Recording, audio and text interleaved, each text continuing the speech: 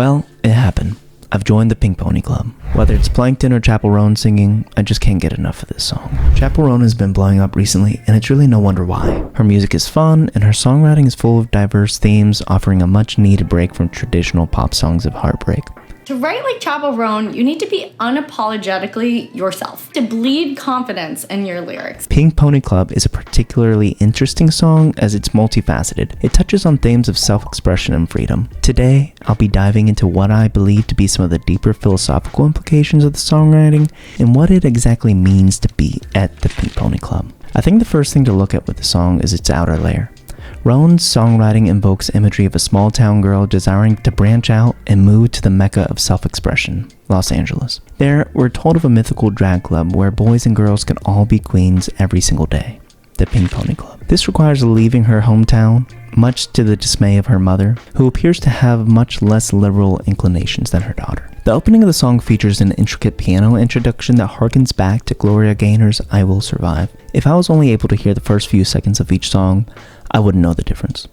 Roan also has the line, "Oh mama, I'm just having fun," and while this may not be intentional, one can't help but to imagine the 1983 hit, Girls Just Want to Have Fun by Cyndi Lauper. It appears that both artists play an important role in this song. First, it's no secret that Chappell Roan champions the LGBT+ community. Pink Pony Club is about a drag club after all.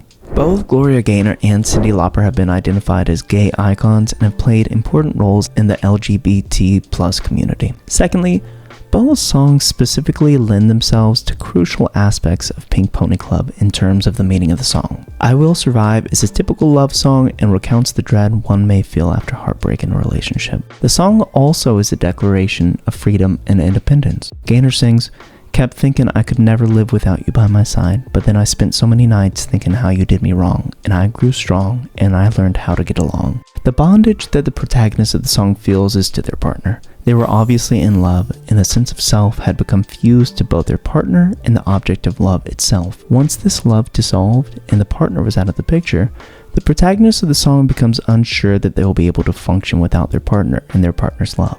How could they? If the self is identified with the other, and that other disappears, the self is split and identity becomes disoriented. However, the song has an optimistic tone of rediscovery of the self and independence from the other. This is what is crucial to Pink Pony Club. Roan sings of self-expression, and this can only come from leaving the bondage of her hometown in Tennessee. Roan has found a new identity and sense of self and is able to move on from her past experience. When we look at Lauper's Girls Just Want to Have Fun, we can see a similar theme of a yearning for independence. Both mommy and daddy question Lauper about her choices, and Lauper is repulsed by the idea of being locked away by a man as she wants to be the one to walk in the sun. Both songs represent independence and have a sense of yearning for her freedom embedded in them. Roan sings boldly about her dreams of a life of freedom and independence. However, she knows that this will upset her mother. This is both a literal and metaphorical split from the mother. Unless we remain in an infantile state for the whole of our lives, we must eventually leave our symbolic mothers and be pushed from our nest. While the mother can be encouraging, it is often the case that the mother is unable to come to terms with any perceived abandonment. This is exactly what we see in both Lauper and Roan. Roan belts out that her mother says, "God, what have you done? You're a pink pony girl and you dance at the club." Roan's response is that she just wants to have fun. We also see in this juxtaposition between Roan's symbolic mother and Roan the progression from a puritanical disposition to a postmodern leaning. Roan's mother, obviously dismayed with her daughter dancing at a drag club, has the flair of puritanism. Individuals, and especially women, should always be modest. Roan might as well have descended into hell itself with her move to Santa Monica. A postmodern outlook, as described by Ken Wilber, is sensitivity to subjectivity and inclusivity. One is no longer bound by traditional thoughts of gender and societal roles. Postmodernity emphasizes the freedom that's available to anyone who's bold enough to take it. Let us recreate ourselves in our own image. We have no predefined roles or expectations. Rather, we need to feel good and accept ourselves. Roan displays this during her performances outside of the confines of the lyrics in Pink Pony Club as well, as she's often dressed in drag. The really interesting aspect of the song follows from this instance of freedom.